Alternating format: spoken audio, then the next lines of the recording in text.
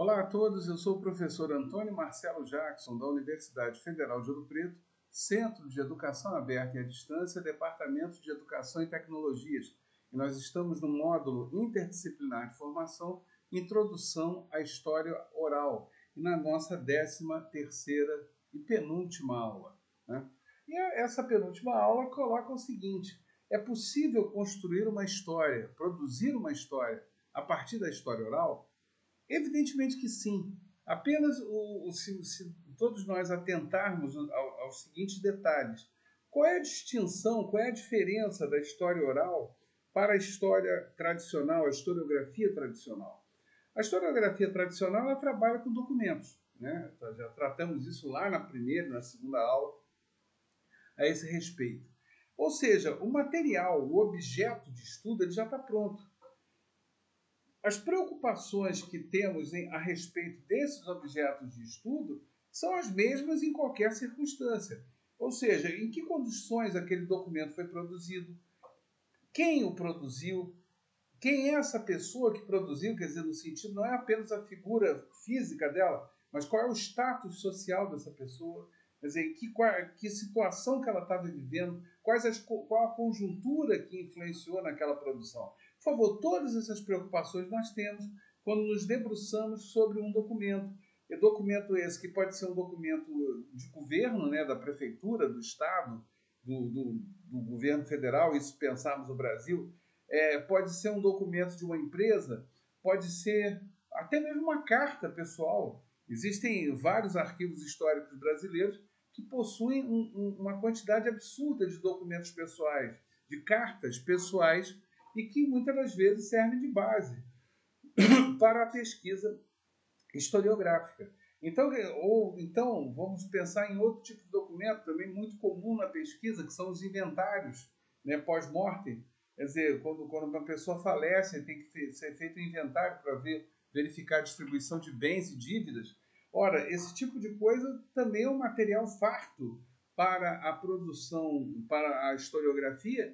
E aí vamos pensar que também em todos eles a coisa não é feita de maneira ingênua. Ou seja, o pesquisador, quando lê esse material todo, depois de copiar esse material para formar o seu banco de dados particular e por fim, começar o trabalho, ele também vai pensar no seguinte: olha, esse material foi produzido de que maneira?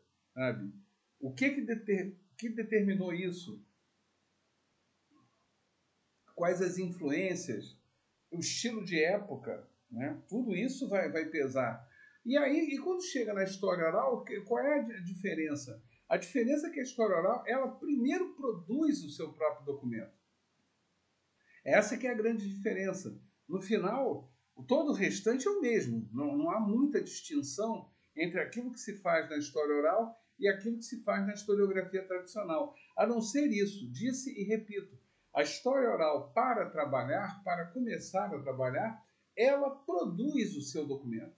Então, quando a gente vai partir para o depoimento, vai partir para a coleta desse depoimento, ou uma entrevista a ser feita, decidimos então sobre o que vamos trabalhar, o que nós vamos pesquisar, e na sequência vamos então entrevistar uma pessoa e encaminhar essa entrevista ou coletar esse depoimento para um determinado caminho que nos forneça as informações que desejamos ter, né? Ora, ao final de tudo isso, seja primeiro a gravação em vídeo ou a gravação em áudio, seja a sua forma mais completa, que é a transcrição desse material com as devidas autorizações, o que a gente tem no final, então? A gente tem esse documento, aquele documento que a historiografia tradicional busca o tempo todo para o seu trabalho, né?